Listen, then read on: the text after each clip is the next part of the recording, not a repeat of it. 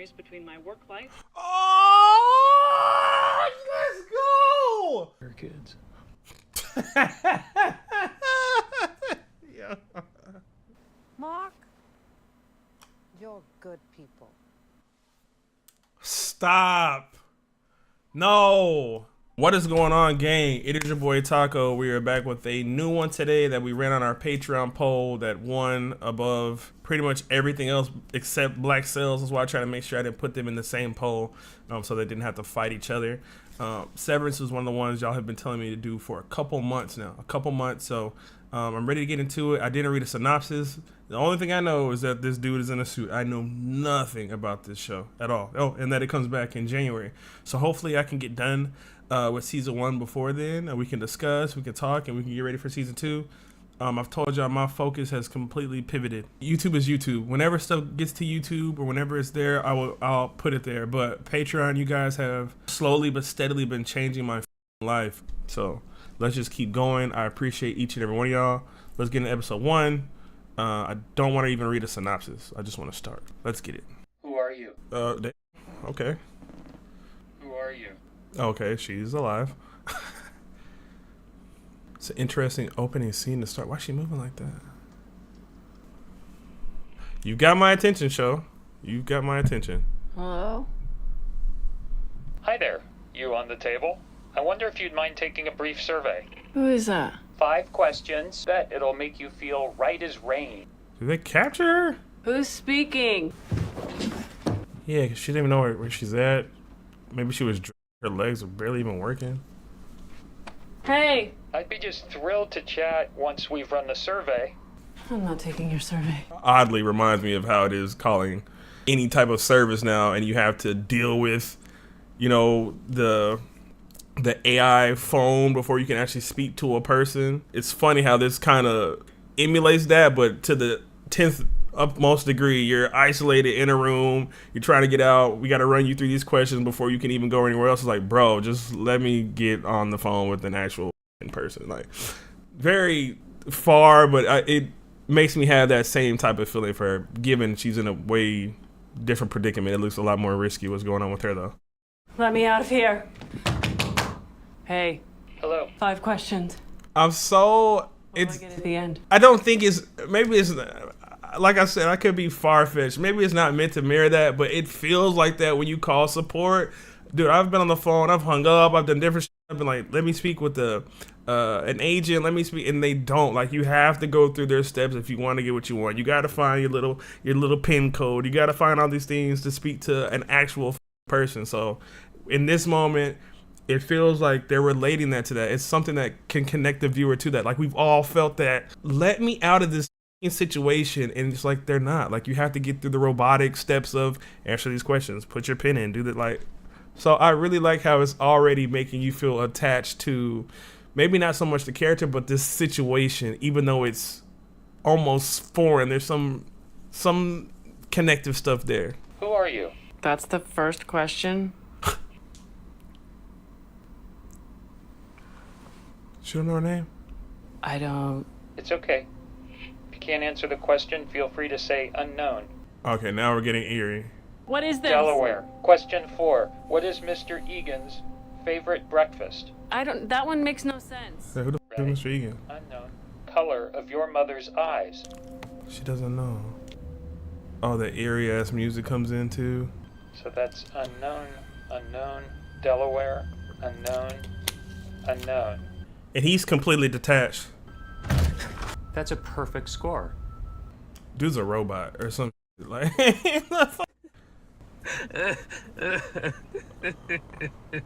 or maybe not. The show's just doing a good job of taking you from one scene of not explaining what the is going on to like bring you more into another scene of not explaining what the is going on to give you more of that same feeling. Like, you're like, the whole first 5 minutes is just being like, what the something seems like strangely meticulously organized. Like, the whole parking lot is full. Everything is very symmetrical on both sides. A very symmetrical building. The shots are very... It's like very orderly is what it's giving. But empty. Are you ready for Mr. Scout? Like almost militant, or like I said, robotic almost in a way. Great shots. Great shots. It's super intentional. Why switch watches? But he was crying before he went into it too. It's like he's relinquishing himself and becoming the uniform. It feels like. I'm out on a ledge, but that's just what I'm getting. Yep. See you soon. Yeah.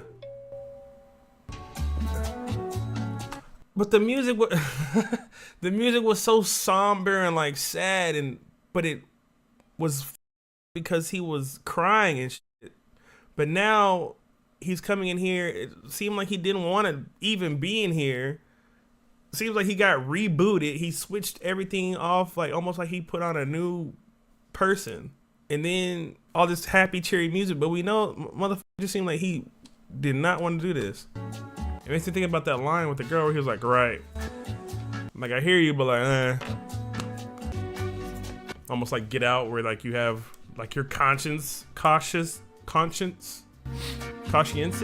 of the events, but you're not piloting yourself. I wonder how many times he had to shoot this without laughing. You're breathing shitty. You sick? Maybe. Petey was sniffling yesterday. If you breathe on me, I'll rip your larynx out. Wow. Damn. That went right to 10. Petey better not be out for the day, because I'm about 0 seconds from wrapping the Tumwater file, and he needs to process it. I think he's out. It's typical Lumen bullshit. Careful, guy. Hi, kids. Oh, he's in this too. If we warned you. About the greeting, you were kidding. And it's confusing. Like, did the kids make you dinner in this scenario, or? Yeah, what kind of a shit dad are you? Still don't buy they actually incentivized creamer. They did, and back then, we were grateful for it. That's dude. Yes, very.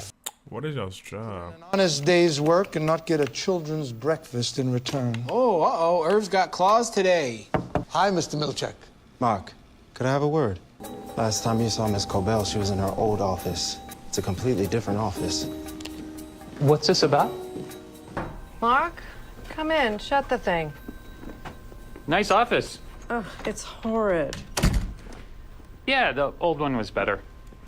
Oh, you look awful. You. Wait. Yeah, the old one was better. Have a seat. Oh, she just down all the time or some shit? Board will be joining us remotely today. I have Mark S. at my desk. Oh, hello. I assume this is about me acting as department chief today. Okay, well, shouldn't be that big a Petey thing. is no longer with this company. I'm sorry? Is no longer with this company. I'm sorry, Mark. You guys were one of my favorite office friendships. I mean, there should have been some notice of this. What happened? We'd love to tell you, but unfortunately non-disclosure policy forbids. We'd be aiding an assault on Petey's privacy by you. Would you place your key card on my desk? Still trying to wrap my head around what specifically is the job these guys do. Why do they all seem so disconnected but connected at the same time? And I don't know, like their relationship seems so fabricated in a way. Well, his relationship to his superiors here. I confer upon you the freedom to serve here in the advanced role of Macrodata Refinement Department Chief. Congratulations. Oh, a handshake is available upon request. Thank you. May I have a handshake? Static me, yes? I know you haven't run a training before, but Irving will be there to shadow. Just stick to the flow chart and escalate properly depending on dialectics. You'll be fine. If you need to take a few Thank minutes. you. I don't. Oh, and thank you to the board as well. The board won't be contributing to this meeting vocally. What the is going on? Dylan's old seat. Don't be sad. I'm fine. I know you and Petey were close. Everything's fine. So I'm supposed to start with just the input survey? Isn't that a little weird? Standard. Just start at 1A and continue by line based on her answers. Well, what if I just talk to her? Well, she deserves to have the information presented to her in the proper order. Just as you had. The trainee becomes agitated and demands to leave. Skip to page 19. She has to ask 3 times for you to let her. Right. Yes. Wait. This is valuable. Oh, we're reading that. Sorry. There's a chance that the trainee in their disoriented state could become agitated. If trainee becomes agitated and demands to leave, skip to page 19. The trainee must ask. Oh, I wonder how many times she asked to leave before. And he came down there to see her. I have a thought, but I mean, I'll just say it to say it. I'm thinking somehow these people are they gaining different personalities or something like that? Because she couldn't even remember where the she was at and stuff like that. And then, like, are they training that person to do some mission, but when you leave the place, you regain your normal consciousness or something like that? I don't know. Image is good. I just love seeing you all come in like this. Go on ahead when you're ready. Who are you? Who are you? Shit. Okay. Hi there, you on the table. I wonder if you'd mind taking a brief survey? Who is that? 5 questions. Now, I know you're sleepy, but I just bet it'll make you feel right as rain. Oh, she's right there. Open the door. I'd be just thrilled to chat once we've run the survey. Shall we begin with question 1? I'm not taking your survey. Let me out of here. Who's watching this? She's going to break in. I'm watching. Should I help? You should not. That's a perfect score. I think I know where a disconnect is coming from. Well, there was a preamble, which I was supposed to read before the survey to Now we're up to date. lead into the questions and into the survey. Am I livestock? Did you grow me as food and that's why I have no memories? Wait, that's where my mind be going to. You think we grew a full human, gave you consciousness? I don't know. Did your nails? I don't know. I don't know you. No, you're not livestock. Good Lord. They're playing with the audience because they definitely haven't told us what the is going on. So they're throwing out crazy shit that they know people are going to be maybe jumping to some type of conclusion. So that's funny. I like that. Thank you for taking the welcome survey. I can sense that the questions made you feel afraid or disoriented. You're at an orientation. I like so much enthusiasm as she's watching you literally read in real time. You have been hired to a position on the severed floor of Lumen Industries. The what floor? You gotta go back and read it. It's like awkwardly funny. I understand you're confused about the severance procedure. To start, imagine yourself as a seesaw. Oh, shit. Ow! It deserved. Fuck. That lock's from out there! Let me out! God.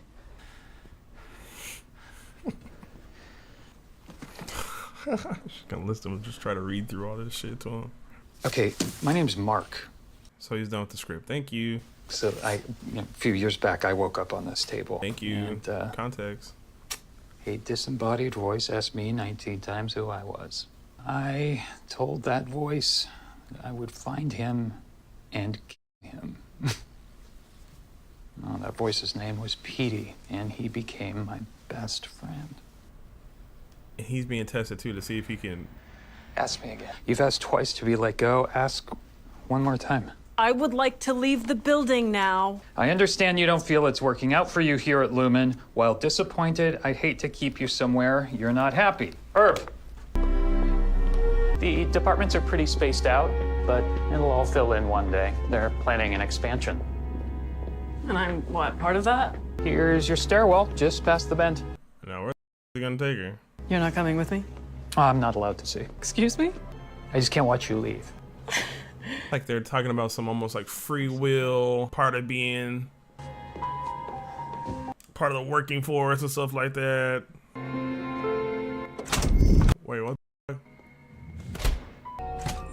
Like limbo or some type of shit? That's scary as f. Or is this all part of their tactic as well too? Like you can't truly leave. You can't have a free will. Am I dead? No. Is it like hell or something? No. Yep, she. You are asking every question that is rolling through my. Are we in limbo? Is she in the great beyond? What is going on? Out into the stairwell, at least. You left, but you came back. I did not. You did. I've wanted to pummel Mark myself, but I am his employer. Welcome to Lumen, Helly.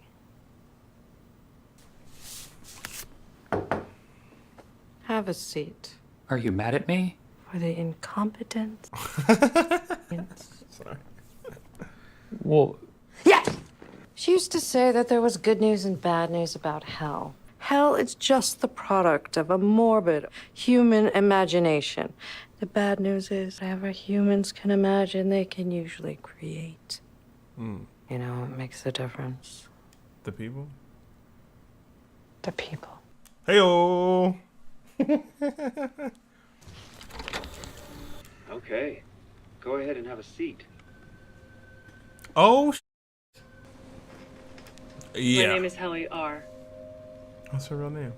I'm making this video roughly 2 hours before it will be shown. I have, of my own free accord, elected to undergo the procedure colloquially known as severance. I give consent for my perceptual chronologies to be surgically split, separating my memories between my work life. Oh, let's go! Vindication. I'm like, what the is going on with these people? There is a split in them. They are, oh man, that's a dope ass concept, and you can get so much stuff with that. Like homeboy literally crying that he's about to have to go to work and like clock in and have his like. I want to see where where y'all finna go with this. Where y'all finna go with this? And that's like the free will and all that shit. And like you can't technically leave, like you've already consented to this. People feel like that when you have your lease agreements or all these things you sign up for. They put you on all these contracts, things that you have to stay obligated to. And that's what that door and her not being able to get out of represented to me. Let's go. All right. Where are we going? That henceforth my access to my memories will be spatially dictated. Well, I agree to that though.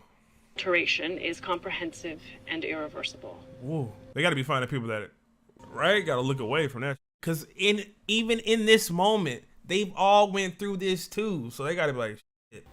But still, like, what is consenting to something that you can't remember? All you got is a video? I'd be like, no. But they've even already shown you can't even leave, basically.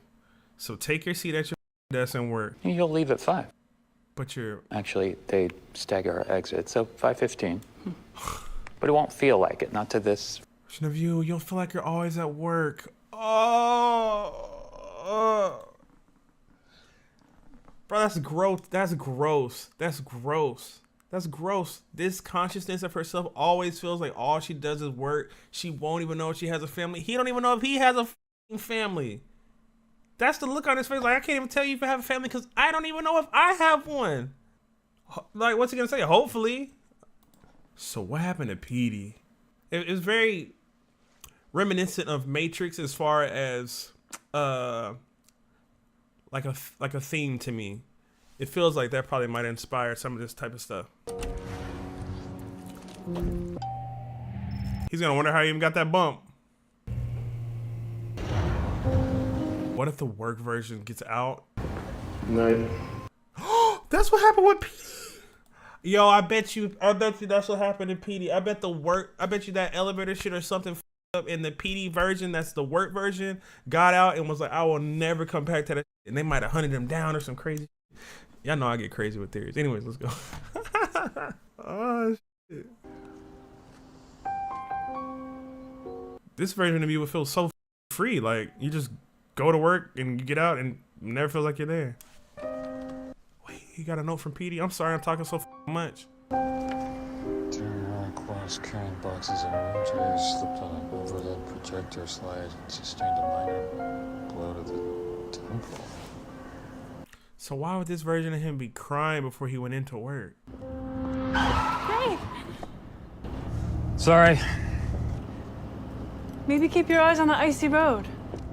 Sorry. It's like an hourglass. One side runs out, then you flip the other side over. That's dope. I like that. Kind of symbolizing the flip between the work them and the regular them, or home them. He doesn't have a family.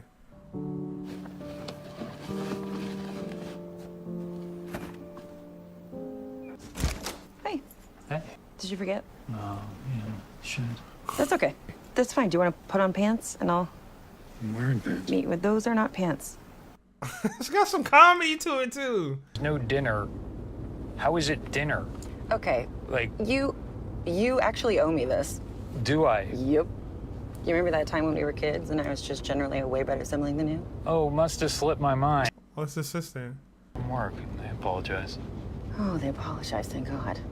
So she knows what's going on, and maybe this establishment, like they said, is expanding, but it's like very taboo-ish or some new shit like that people aren't really with or jiving with, and that's why she asked him if he forgot or something. Maybe it's like a very known thing in this world. Like they're being very, what's the word? Is it cautious, or they're just making sure we don't have enough information to really start piecing everything together, which I like, but it makes my mind go crazy with thoughts. Crazy with thoughts. There's our captive. Hi, Rick. Rickon, come on. Is that life is not food. Right. You've got life, this complex quality of sentience and activity, and then you've got food, which is what? Yes, what is Fuel. Calories. It's not the same thing. Is this how they're gonna try and bring up the conversation about life outside of work and work? How work is not truly part of like a life? And with that explanation, he's wrong in this stuff anyways. Food itself is the building blocks of life, but I like where he was trying to go with it. So I'm curious for your take on all of this. The food, v life of it. Well, I'm not sure. I taught mostly about World War I. Oh, okay. Well, I got one for you. I was just reading this think piece about the comparative levels of violence and warfare throughout history. Oh, nerd alert. No one would have called it World War I because World War II hadn't happened yet. But Mark is a Lumen man now. Right? Really? Yeah, about 2 years. Do you design the medicines? No. I thought Lumen was more on the tech side of things. They began in the 1800s. Really? Topical salves, right? Mark's work is sensitive enough as to require the severance procedure. It is a world-known thing, and it's very taboo-ish. Well, that's something, isn't it? Oh, God, No, Mark, please no, forgive it's me, okay. Mark. I My don't care. apologies. No, I think it's fascinating. I mean, I wish I could do it. I'd just always be thinking about, the other one. Stop! Don't tell him that. There is no other one. Simple. One's memories are bifurcated, so when you're not at work, you have no recollection of what it is you do there. Did I get that right, Mark? Well, So you walk in at 9 a.m. Got him in this setting with these people, and obviously we've been with him, and now that we know everything that's happening, you feel that pain for him. And that's some things about being around a lot of very chatty people, or people who are very quote unquote book smart all the time. Motherfuckers don't know when to shut up. Shut up. Stop asking all these questions. Learn how to read a situation. Stop prying into this shit. But obviously we need it for the show so we can feel this moment with him and feel like, ugh, but like it sucks. But I love the implications of the bigger taboo of severance and what it does, and the questions that it's making the people in their own society ask each other and stuff like that. He's an example of it. So it is good to still hear it though. And you're leaving. Well, they stagger us a little. And then, conversely, when you're at work, you can't access outside memories. So in effect, that version of you is trapped there. Trapped there. No, I'm curious what were you gonna say, but not trapped, but... You wanted to have the convo. Now talk. What were you gonna say? So I suppose we know where you fall in the congressional goings-on. Okay, I think we may be missing the point here. The point is that Mark made a decision, and that decision was controversial, ethically, socially, morally, scientifically.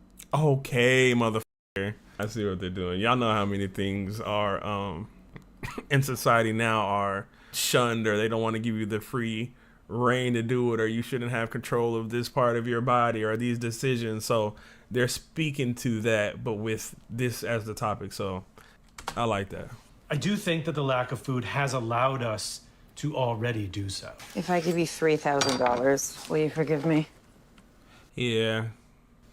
Because your child is innocent of tonight's atrocities, I'll wait until after it's born to you. Oh my God. We were just talking about some of those topics. I'm proud of you for taking that job. I really am. Wow. And I think she would have been too. I know she would have been. Forgetting about her for 8 hours a day isn't the same thing as healing. That was his reasoning for taking the job, so he could still work. You want to crash here since you're already here? No. Yeah, I'm just not grasping the visceral element of it. She was fun, wasn't she? Oh. You're definitely staying here tonight. No, I'm not. Making all the bed sheets myself, so I won't finish with the big one for some time. But the twin is comfortable. Oh, that's her man? Oh, hey, boy. I thought he was just a friend. I ain't know Rickon was part of their squad for real. So he gonna be around. I love this sentimental moment between, she's his sister, I think, right? Between him and her. Like, you know, the show's kind of giving us a lot of sci-fi-ish things, societal things to speak about as well, too. And also just the emotions, the conversation you can have there, and just overall how this person would be feeling with that going on. And then we also get some extra stuff about his life as well, too. And like why he even probably made this decision. So episode 1 of Severance is doing it. Thanks. I still don't quite get the 3 beds. Right. Oh, Rickon's colleague told us that switching out the beds as the child grows can wound that child. Irreparably. Hey, yo, what the oh, now look. Now, Severance. I don't need you trying to get creepy on me. Is that Petey? The Office version of him escaped, bruh? Or something happened where he has both of his consciousness mixed together again and he can't even remember him because he only knows him in the Office. What does that say about work friends? Like people that you kick it heavy with at work, but outside y'all have there's nothing that y'all would even be speaking about. Even sometimes when you try to hang out with work friends, you feel like that, like you cool, but like you work cool. That's so fucked up. Every once in a while, yes, there are people that transcend that, like we're homies, but some people, like it's just a work thing. Like me and Frank, it's YouTube, but Frank is my guy. Like Frank has helped me just in life in general things, you know what I'm saying? So I feel like that'll come up as well too. I'm really jumping to some super conclusions, but like I said, like the show is just really making my brain like race and think. Hey. Hey. There's seriously a man in my yard last night. Yeah. Holy shit. He looked at me weird, like he knew me. Oh, did the prowler invading my home make you feel seen? Speaking of which, you still smell like a distillery. Had to drown out the memory of Mom and Dad switching out my beds when we were kids.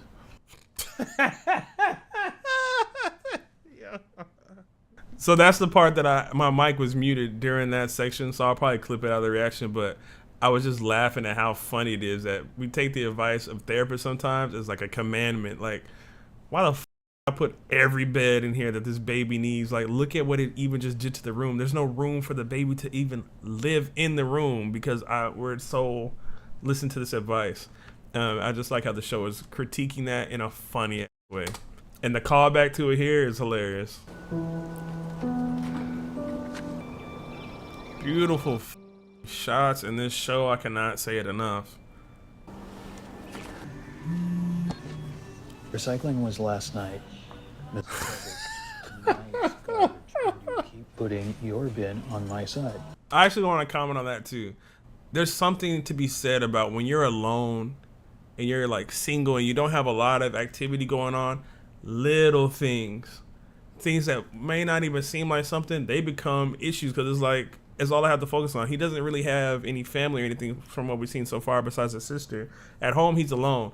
So that little issue about them trash bins, if he had kids jumping around and a wife and all that shit, he wouldn't have time to give a about that. So I like that that's added in here because it just shows like he's finding little things to focus on that you probably really honestly wouldn't give a about if you had other going on. No, by myself. Pips, bar and grill. Excuse me. Speedy. Hang up, quickly. He has his memory, dude. What's for dinner? Sorry. You don't got that reference. Because he doesn't know you. Are you following me? Your voice is different here. Petey. My name's Petey. I'm from work. Everyone in my department is... Severed. Severed. I was. Okay, well, severance is pretty permanent. Yeah. Bypassing the implant wasn't easy. I had help. Uh-huh. So is this his work self or his full conscious put back together? You were unhappy at work, and instead of lodging a complaint, you... No, I tried that first. So did you. Oh, shit. You've unsevered. Is that why he was crying in the car? Was his work self able to almost see the, like, you know how Get Out is? Like, you're not piloting yourself, but you're there. Was the tears coming from that portion of him? Fuck. Yeah. They being Grainer. Who's probably out here right now. We both know him. We don't like him. I see. Give that to your work self? Nothing. Down there is what they say. Oh, let's get it!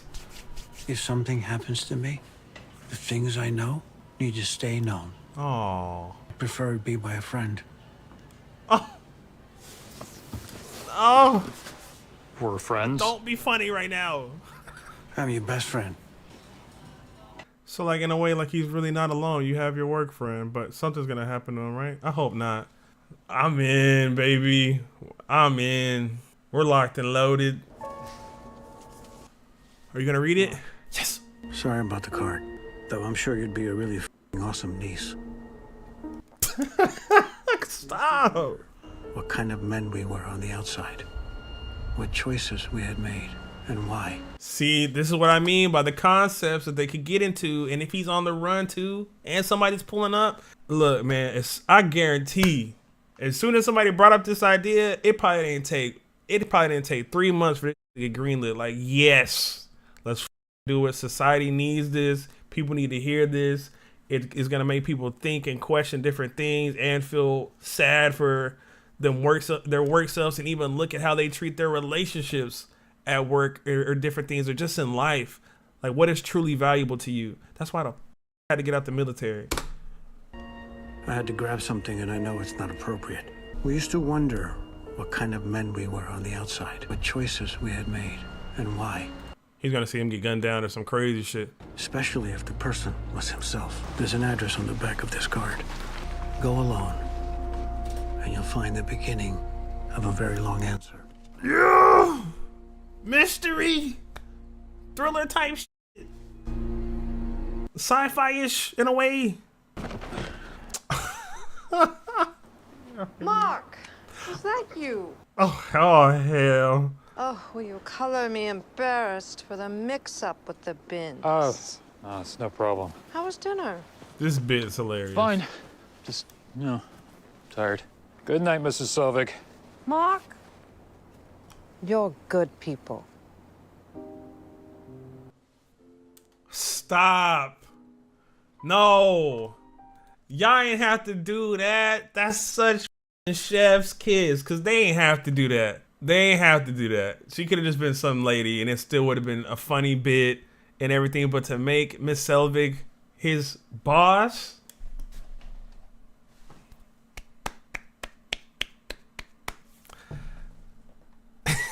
And obviously they have a back and forth, and even in the office she be hating on him and shit. I like that, dude.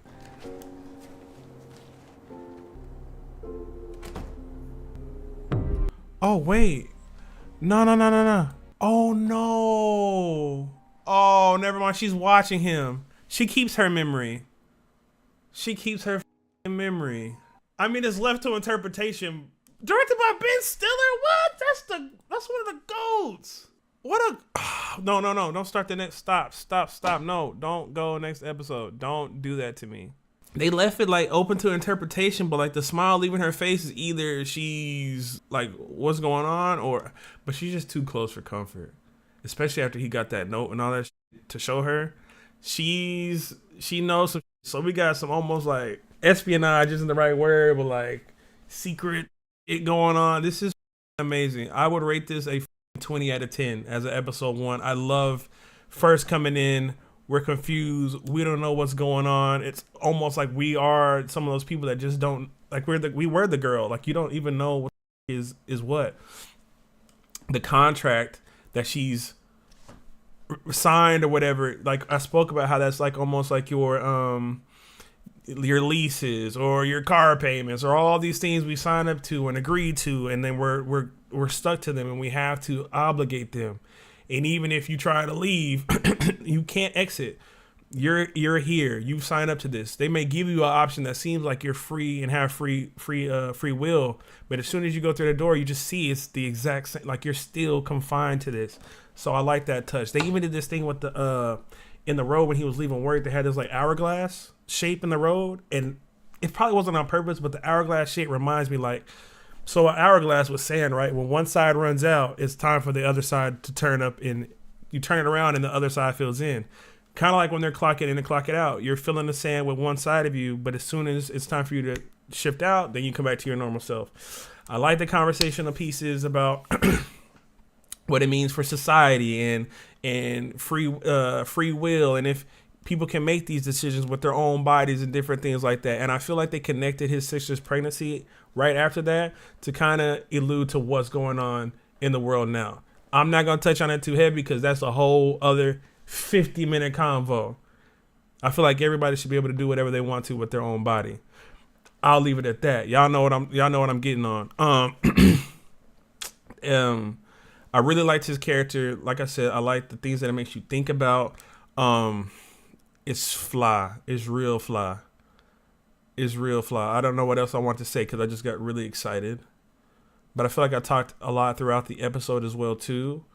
The shots were amazing. The friend Pete coming up and how he's on the run and different things, and how like I was talking about, like you have your work friends and you have your normal day friends, and like that split there is like taking what we have in normal life and turning it to 1,000. Like, yeah, you kind of your work friends. What if you couldn't even remember them at all outside, but one of them remembered you? Like, it's such a fun concept that they get to play around with. I'm loving that. My one question that I don't want answered though is which Mark was actually crying before he went into work? Was it Mark that is outside of work, or was it Mark inside of Mark that is his work body, knowing that he has to go in there and do that? And what side of Pete is outside of the machine? Is he completely rejoined? I think he said that he's unsevered. So I guess it's not his work body anymore, and it's not his outside. Like he's completely found himself again with some help from somebody. Who helped him on the inside? Who got him out? And the other two guys, they're big actors as well too. So I feel like one of them could be the guy who helped him get out. But I'm sure they're gonna have crazy roles throughout this as well too. Did I say enough of what I want to say? I think I did. Shout out to my patrons. Appreciate you guys. YouTube, whenever y'all get it, y'all get it. But like I said, we're going 100% invested in Patreon. Like we're just going. Like we're taking off. That's it. I appreciate you all. Have a good one.